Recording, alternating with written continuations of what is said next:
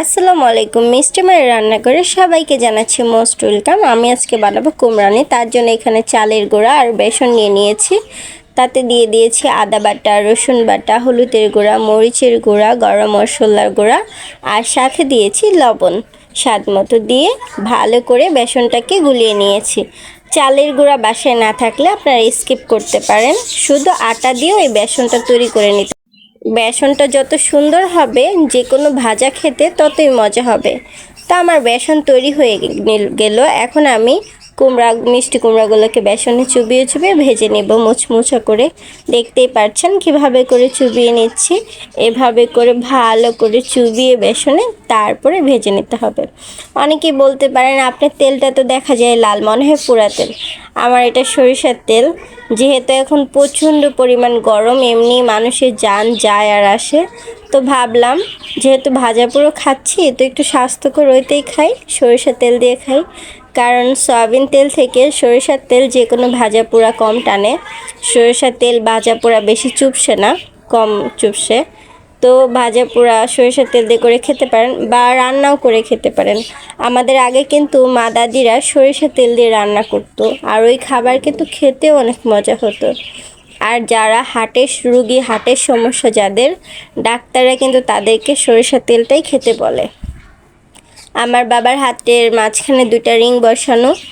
তো আমরা চেষ্টা করি সরিষার তেলটা অথবা অন্য কোনো তেল খাওয়ার জন্য, যেরকম সানফ্লাওয়ার অয়েল, এটা খাওয়ার জন্য, অথবা যে এটা মানে 0 কোলেস্ট্রল থাকে ওরকম অয়েল খাওয়ার জন্য। তো যাই হোক, আর জ্ঞানের কথা না বলি, আমার এই কুমড়ানিটা কিন্তু খেতে খুবই মজা হয়েছিল। আর অনেকের প্রশ্ন থাকে, আপু তোমার ভিডিওতে এত নয়েজ কেন আসে? আমার বাসায় অনেক পাখি। আমার ভাই অনেক শৌখিন মানুষ, সে পাখি পালতে অনেক ভালোবাসে। তাই আমার বারান্দায় অনেকগুলো পাখি, যার কারণে আমার বাসায় যখনই আমার বেডরুমে আমি ভিডিও করতে বসি অনেক বেশি নয়েজ হয়।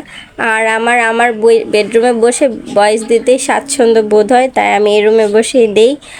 তো আপনাদের যাদের অসুবিধা হয় তাদেরকে বলছি আমি দুঃখিত।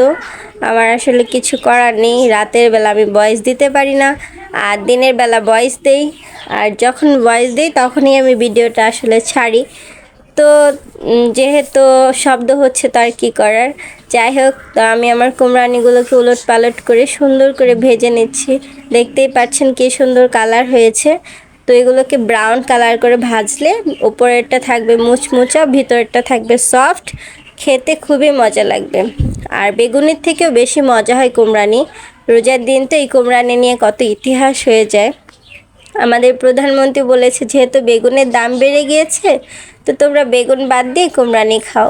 তা নিয়ে মানুষের কত কাহিনী। অথচ আরও অনেক বছর আগে থেকেই আমাদের বাসায় মিষ্টি কুমড়ার কুমড়ানি, চাল কুমড়ার কুমড়ানি, এগুলো আমার আম্মু ভাজে। আমরা ছোটোবেলা থেকে খেয়ে এসেছি, খুবই মজা লাগে।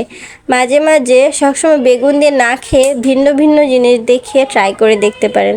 ইনফ্যাক্ট মাঝে মাঝে গাজর পাতলা পাতলা করে কেটে সেটা দিয়েও বানাই দেখতে পারেন, খেতে কিন্তু খারাপ লাগে না, খুবই মজা হয়। তো কষ্ট করে আমার ভিডিওটা দেখার জন্য ধন্যবাদ।